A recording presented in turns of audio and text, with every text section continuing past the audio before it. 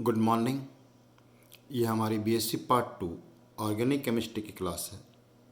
हमारा चैप्टर चल रहा है ऑर्गेनिक कंपाउंड्स कंटेनिंग नाइट्रोजन।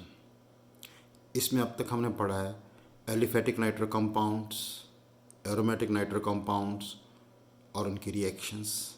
आज हम इसमें शुरू कर रहे हैं एमीन्स। एमीन्स बहुत ही इम्पॉर्टेंट चैप्टर है आप लोगों के लिए। तो कोई एमीन्स क्या होते हैं? एमीन्स अमोनिया के डेरिवेटिव होते हैं, जिसमें अमोनिया के एक या एक से ज़्यादा हाइड्रोजन हम एल्काइल या एराइल ग्रुप से रिप्लेस कर दें।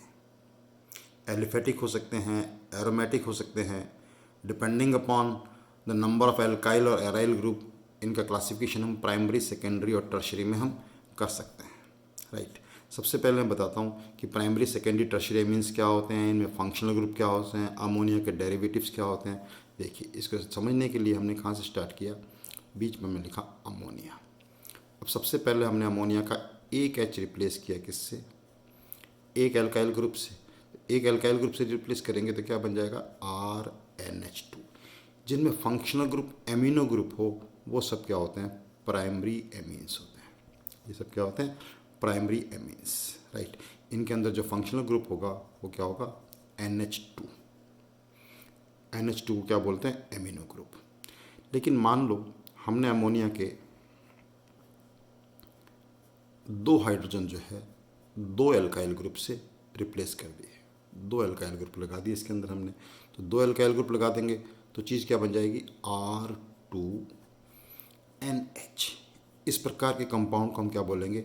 Secondary amine. सेकेंडरी एमीन में जो फंक्शनल ग्रुप होता है वो होता है इमीनो। फंक्शनल ग्रुप क्या होता है? इमीनो। बाइवलेंट फंक्शन ग्रुप है, इम्यूनो बाइवलेंट फंक्शन ग्रुप है। अब इम्यूनो में देखो दो एल्काइल ग्रुप हैं, दोनों एल्काइल ग्रुप सेम हो सकते हैं, एक एल्काइल एक एराइल हो सकता है, दोनों एल्काइल ग्रुप डिफरेंट हो सकते हैं। अगर दोनों एल्काइल ग्रुप सेम हो तो हम इनको क्या बोलते हैं? Simple secondary amines. और दोनों एल्काइल ग्रुप अलग अलग हैं तो इन्हें बोलते हैं मिक्स्ड सेकेंडरी एमीन्स। तो तभी मैंने लिखा है कि एमीन्स कैन बी सिंपल और मिक्स्ड। राइट। अब हम मान लो इसके तीनों हाइड्रोजन जो है किससे रिप्लेस कर देते हैं? तीन एल्काइल ग्रुप से रिप्लेस कर देते हैं। यानी तीन हाइड्रोजन हटाए और उसकी जगह क्या लगा दिए? तीन एल्काइल ग्रुप लगा दिए। तो ये जो चीज़ बन जाएगी इसको हम क्या बोलते हैं? Tertiary amine. टर्शरी एमीन में जो फंक्शनल ग्रुप होगा वो ट्राइवेलेंट होगा और इसको हम क्या बोलते हैं? Tertiary nitrogen. इसका नाम भी क्या होता है? Tertiary nitrogen. तो इस प्रकार प्राइमरी, सेकेंडरी और टर्शरी एमीन्स में हम क्लासीफाई कर सकते हैं। अब सबसे पहले हम क्या देखेंगे? क्लासिफिकेशन पता चल गया आपको, ये पहचान में आ गया कि प्राइमरी मीन क्या है, सेकेंडरी मीन क्या है, टर्शरी मीन क्या है। तो सबसे इम्पॉर्टेंट जो चीज़ होती है इनका नॉमेनक्लेचर। एमीन्स के पर्टिकुलरली सेकेंडरी और टर्शरी एमीन्स के नाम लिखने में बच्चों को बहुत दिक्कत आती है। तो नॉमेनक्लेचर की सभी एग्जाम्पल्स लेके मैं समझाऊंगा, जैसे कि हर चैप्टर के शुरू में हम करते हैं। तो सबसे पहले आप ध्यान रखिए कि इनका जो जनरल फार्मूला,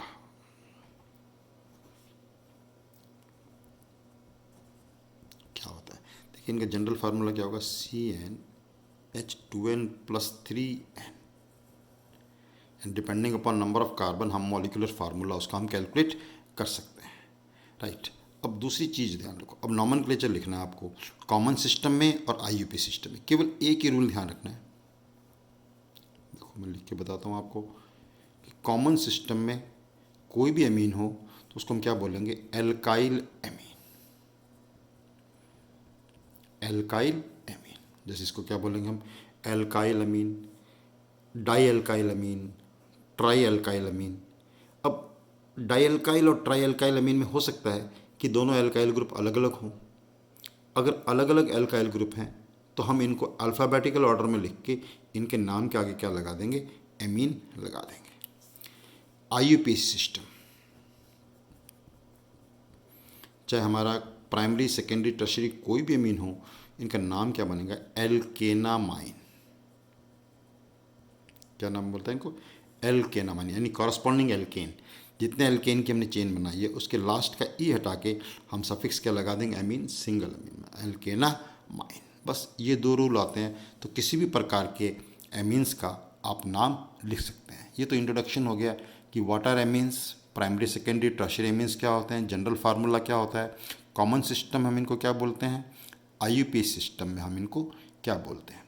इसके बाद हम एग्जाम्पल्स लेंगे। देखो सभी, पहला मॉलिक्यूलर फार्मूला n=1 अगर हो तो फार्मूला क्या बन जाएगा, C2 + 3 5n, यानी एक मॉलिक्यूलर फार्मूला क्या बन जाता है, CH5n। मॉलिक्यूलर फार्मूला से हमें स्ट्रक्चर हमें बना। अब एक कार्बन है, देखो तो एक कार्बन से केवल प्राइमरी अमीन ही पॉसिबल होगा, सेकेंडरी अमीन के लिए कम से कम 2 चाहिए, टर्शरी अमीन के लिए कम से कम 3 चाहिए, तो एक प्राइमरी अमीन। तो एक कार्बन का एल्काइल ग्रुप क्या होता है, मिथाइल, तो एक बन गया मिथाइल अमीन। अब इसका नाम अगर आपको लिखना है तो बहुत सिंपल है, एल्काइल अमीन। मैंने क्या बताया, कॉमन सिस्टम में हम इनको क्या बोलते हैं, एल्काइल अमीन। तो कॉमन सिस्टम में इसका नाम क्या हो जाएगा, मिथाइल अमीन। IUPAC सिस्टम में इसको क्या बोलेंगे हम, मीथेनामाइन। IUPAC सिस्टम में क्या बोलेंगे, एल्केनामाइन। एक कार्बन का एल्केन होता है मीथेन, तो नाम क्या बन गया, मीथेनामाइन। चलो नंबर 2 एग्जांपल लेते हैं, C2H7n। C2H7n। शुरुआत में क्वेश्चन बन सकता है ना कि इनके कितने आइसोमर पॉसिबल होंगे, कितने प्राइमरी अमीन होंगे, कितने सेकेंडरी अमीन होंगे। तो 2 कार्बन, अब 2 कार्बन का एल्काइल ग्रुप कौन सा हुआ, इथाइल, तो एक प्राइमरी अमीन होगा और 2 कार्बन से हमारे पास क्या बन सकता है, सेकेंडरी अमीन भी बन सकता है। तो सेकेंडरी अमीन क्या होगा ये देखेंगे साथ में। तो पहला इसका कंपाउंड होगा CH3CH2NH2। एल्काइल अमीन प्राइमरी अमीन है, लिख भी देते हैं, देखो यहाँ भी लिख देते हैं, ये ओनली प्राइमरी अमीन पॉसिबल है। इसका नाम क्या होगा, इथाइल अमीन। IUPAC सिस्टम में हम इसको क्या बोलेंगे, एल्केनामाइन, इथेनामाइन। इथेनामाइन भी कौन सा है, प्राइमरी अमीन है। ओके, इसको कभी भी एमिनो इथेन नहीं बोलते हैं, गलती कर देते हैं बच्चे, नाम एमिनो नहीं। एल्काइन IUPAC में क्या बोलेंगे इसको, एल्केनामाइन, ध्यान रखना, इथेनामाइन। अब नंबर 2 एग्जाम्पल लेते हैं। 2 कार्बन है, 2 कार्बन से सेकेंडरी अमीन क्या बन सकता है, CH3NHCH3। इसको अगर हम कंडेंस करके लिखें तो ऐसे लिख सकते हैं, CH3 ट्वाइस NH। अब देखो कॉमन सिस्टम में दोनों ग्रुप सेम है, तो नाम क्या बन जाएगा इसका, simple di methyl amine, di methyl amine. लेकिन IUPAC सिस्टम में देखो ध्यान से, अब बहुत ध्यान से देखिएगा, IUPAC सिस्टम में क्या चीज़ बता रहा हूँ मैं आपको। IUPAC सिस्टम में इसको क्या बनेंगे, चेन एक कार्बन की बनेगी केवल। कितने कार्बन की चेन बनेगी, एक कार्बन की चेन बनेगी इसके अंदर। और ये सब्सटेंट हो गया, ये क्या हो गया, सब्सटेंट। सब्सटेंट कहाँ पे लगा है, नाइट्रोजन पे। तो जैसे 1 2 3 पोजीशन लिखते हैं, तो इस मिथाइल की सब्सटेंट की पोजीशन क्या होगी, N। तो इसको क्या लिखा जाएगा, N मिथाइल। क्या लिखेंगे इसको, N मिथाइल। और एक कार्बन का एमीन, एक कार्बन के एल्केन को क्या बोलते हैं, मीथेनामाइन। तो N methyl मीथेनामाइन, N methyl मीथेनामाइन।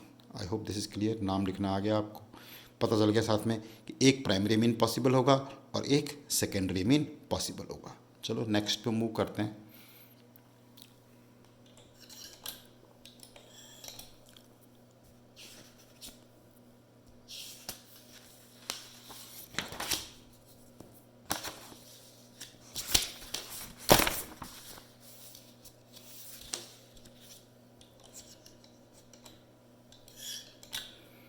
Number 3, अब तीसरा मॉलिक्यूलर फार्मूला क्या बन जाएगा, C3H9n। तीसरा मॉलिक्यूलर फार्मूला क्या बन जाएगा, C3H9n।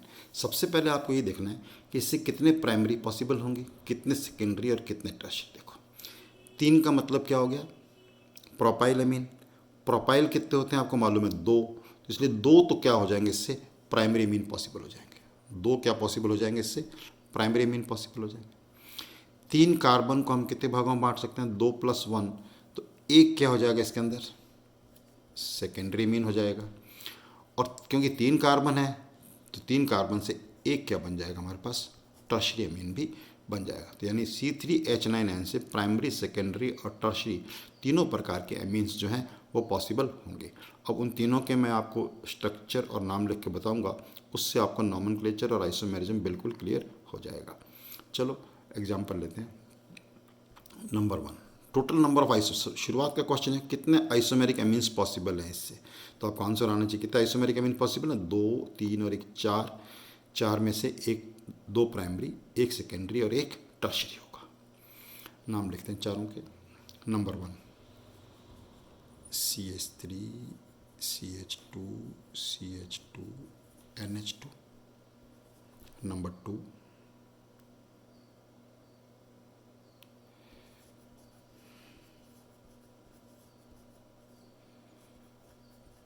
ये 2 तो हो गए प्राइमरी मीन। कैसे लिखे प्राइमरी, प्रोपाइल, प्रोपाइल क्या होता है, एक नॉर्मल प्रोपाइल और आइसोप्रोपाइल, ये 2 तो हो गए primary mean. Number 3 secondary mean. अब सेकेंडरी मीन लिखने के लिए हमने क्या किया, एक एथाइल ग्रुप और एक मिथाइल ग्रुप जोड़ दिया। नंबर 4 टर्शियरी मीन, तीनों ग्रुप अलग अलग हो गए, तो तीनों ग्रुप अलग अलग लिखने के लिए हमने क्या किया, नाइट्रोजन है, नाइट्रोजन पर हमने ऐसे लिखा दिए और इसको हमने कंडेंस करके लिखा तो कैसे लिख लिया, टर्शरी एमीन। राइट, अब मैं इनके नाम बताता हूँ आपको, ध्यान से देखिए नाम। कॉमन सिस्टम में इसको क्या बोलेंगे, normal propyl amine, normal propyl amine. अब नॉर्मल प्रोपाइल एमीन का हमें IUPAC नाम लिखना है, तो देखो ये क्या होगा, 3 कार्बन की चेन में अमीनो ग्रुप जुड़ा हुआ है, लेकिन अमीनो की पोजीशन क्या है, 1। प्रोपेनामाइन, प्रोपेनामाइन में अमीन की पोजीशन 1 है, तो इसलिए क्या लिखते हैं, 1 प्रोपेनामाइन, 1 प्रोपेनामाइन। ये देखिए कॉमन सिस्टम में ये कौन सा ग्रुप है, आइसोप्रोपाइल, इसको क्या बोलेंगे हम, आइसोप्रोपाइल एमीन, आइसोप्रोपाइल एमीन। और IUPAC सिस्टम में क्या बोलेंगे, 2 प्रोपेनामाइन, 2 प्रोपेनामाइन। ओके, अब देखिए यहाँ पर ये ग्रुप है, एक इथाइल ग्रुप है और एक मिथाइल ग्रुप है। दोनों ग्रुप अलग अलग हैं, तो दोनों ग्रुप अलग अलग होते हैं, तो इनको हम कैसे लिखते हैं, अल्फ़ाबेटिकल ऑर्डर में लिख देंगे। तो अल्फ़ाबेटिकल ऑर्डर में नाम क्या बन जाएगा इसका, ethyl methyl amine, ethyl methyl amine. Common system ना होगा। IUPAC देखो, अब IUPAC में मैंने क्या रूल बताया था अभी आपको, कि 2 कार्बन की चेन बन रही है इसके अंदर मैक्सिमम, कितने कार्बन की चेन बन रही है, 2 कार्बन की। N पे क्या लगा हुआ है सब्स्टिट्यूएंट, मिथाइल, तो नाम क्या हो जाएगा इसका, N पे तो आ गया methyl, N methyl ethanamine, N methyl ethanamine. अब देखिए ये टर्शरी, टर्शरी, टर्शरी में देखिए ध्यान से, तीनों ग्रुप अलग अलग हैं हमारे पास, तो इसका नाम क्या हो जाएगा, तीनों मिथाइल ग्रुप हैं, तो नाम क्या बन जाएगा, ट्राई मिथाइल एमीन। क्या नाम बन जाएगा इसका, ट्राई मिथाइल एमीन। IUPAC नाम देखिए बहुत ध्यान से, आप ट्राई कर सकते हैं। इसमें एक कार्बन की चेन में, कैसे मर्जी देख लो, नाइट्रोजन में तो एक ही कार्बन की हमारे पास चेन बनती है, एक कार्बन की चेन बनी और नाइट्रोजन पे 2 ग्रुप हो गए। देखो ये एक कार्बन की चेन, बहुत ध्यान से देखना इस रूल को, फिर बाद में कैसा भी नाम आया आपको दिक्कत नहीं आएगी। ये 2 ग्रुप लगे हैं, अब इन दोनों पे पोजीशन क्या है, एन, जैसे 2 2 3 3 पोजीशन लिखते हैं हम, तो इन दोनों मिथाइल की पोजीशन क्या है, NN। ये NN क्या इंडिकेट करता है कि इन मिथाइल ग्रुप की पोजीशन NN डाई मिथाइल, और एक कार्बन के अमीन को क्या बोलते हैं हम, मीथेनामाइन, NN डाई मिथाइल मीथेनामाइन। ये इसका क्या बन गया, IUPAC नाम बन गया। अगर जैसे अब इस केस में हमारा प्राइमरी सेकेंडरी टर्शरी सभी के नाम लिखने आ गए। नेक्स्ट एग्जांपल लेते हैं और उसमें आपसे क्वेश्चन, पहला क्वेश्चन ये पूछ रहा हूँ, आप ट्राई करिए और मुझे बताइए। C4H11N, C4H11N। क्वेश्चन ये पूछा है मैंने आपसे कि जैसे मैंने तरीका बताया था आपको, कितने प्राइमरी, कितने सेकेंडरी और कितने टर्शरी एमीन्स इससे पॉसिबल होंगे, और उन सब के IUPAC नाम लिखने, यही वर्क है आपके लिए आज, है ना। अब ध्यान से देखो, आप करिएगा, वीडियो पॉज करके अपने आप पहले करके देखिएगा और उसके बाद मैं बता रहा हूँ इसका आंसर क्या होगा। देखो अब प्राइमरी एमीन, सबसे पहले हमें देखना है कि कितने प्राइमरी एमीन इससे पॉसिबल होंगे। कितने प्राइमरी एमीन पॉसिबल होंगे, देखिए ध्यान से, इससे 4 कार्बन, 4 कार्बन का मतलब कि ब्यूटाइल, ब्यूटाइल 4 होते हैं, तो प्राइमरी एमीन कितने हो जाएंगे, 4। स्ट्रक्चर बना के लिखने की जरूरत नहीं। सेकेंडरी, सेकेंडरी देखिए 4 कार्बन। अब 4 कार्बन को हम कैसे बाइफरकेट कर सकते हैं? 4 कार्बन को हम 3+1 कर सकते हैं, है ना। 4 कार्बन को बाइफरकेट कैसे कर सकते हैं? 3+1, 2+2 कर सकते हैं। प्रोपाइल कितने होते हैं? 2 होते हैं। प्रोपाइल कितने होते हैं? 2।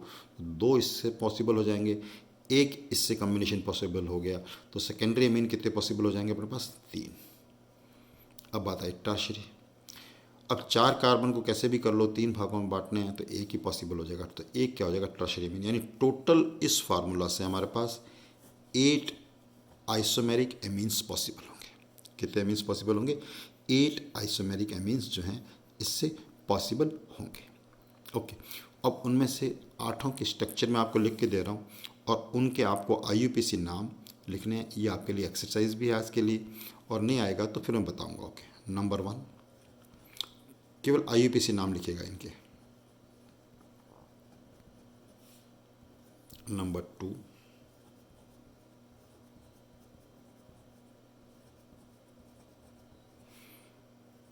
सारे प्राइमरी एमीन्स लिख रहा हूँ पहले।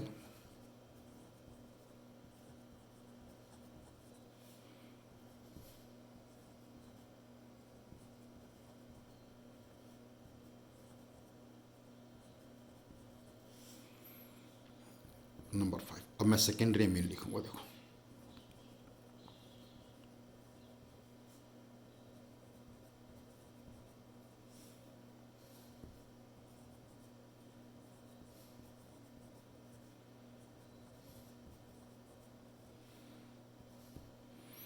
राइट, सेकेंडरी एमीन कितने हो गए हमारे पास? प्रोपाइलिस, और एक और लिख देते हैं।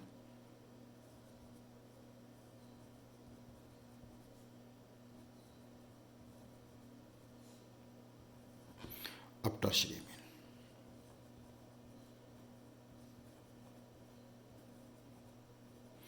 तो 8 आइसोमेरिक एमीन्स के नाम लिखे मैंने, और अब आपसे क्वेश्चन है कि इनके IUPAC नाम आपको लिखने हैं। तो पहले आप अपने आप ट्राई करें, अपने आप ट्राई कर लेंगे। उसके बाद जो मैं आंसर बता रहा हूँ, वीडियो पॉज करके आप अपने आप देखें और फिर आप आंसर चेक करना, तो आपको पता चल जाएगा आपको नाम लिखना आया या नहीं आया। जैसे ये देखिए 4 कार्बन, अब मैं आंसर बता रहा हूँ इनके आपको, तो इसका नाम क्या हो जाएगा जी? 1-ब्यूटेनामाइन। रूल में एक्सप्लेन कर चुका हूँ आपको। इसमें देखो एमीन्स की पोजीशन 2 है, तो इसका नाम हो जाएगा 2-ब्यूटेनामाइन।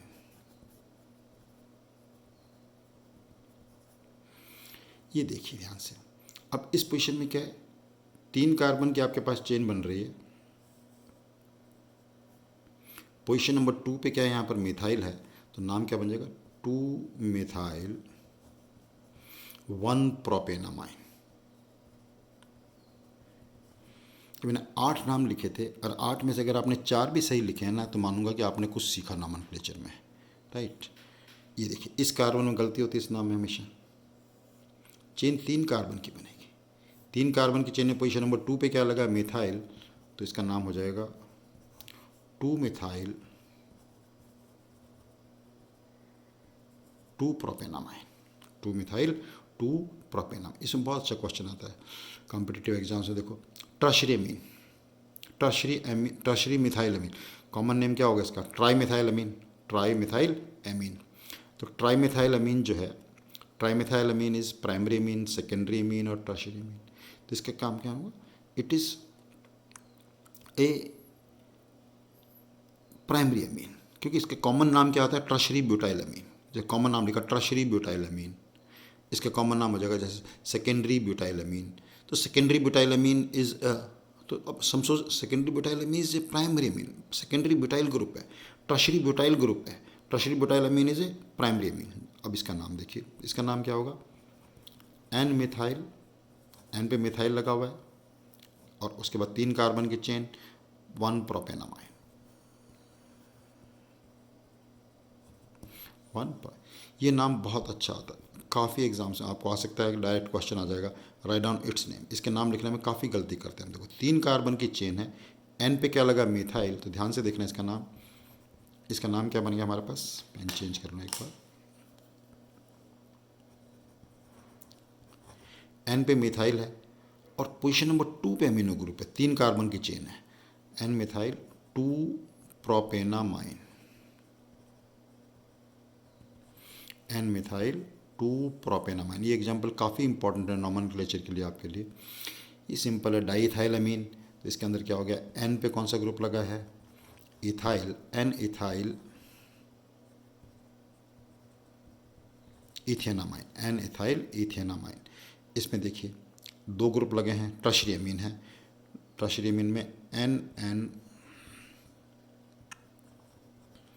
Dimethyl, N N dimethyl ethanamine, right. तो ये हमने टर्शरी 4 कार्बन तक है, मतलब नॉर्मली आपको 3 कार्बन तक आते तो भी आपका काम चल जाता है। मैंने 4 कार्बन तक के आपको बताया कि कितने आइसोमेरिक एमीन्स पॉसिबल हैं, प्राइमरी सेकेंडरी टर्शरी कितने होंगे, उनके नाम क्या हो सकते हैं। ओके, आज के लिए इतना काफ़ी है।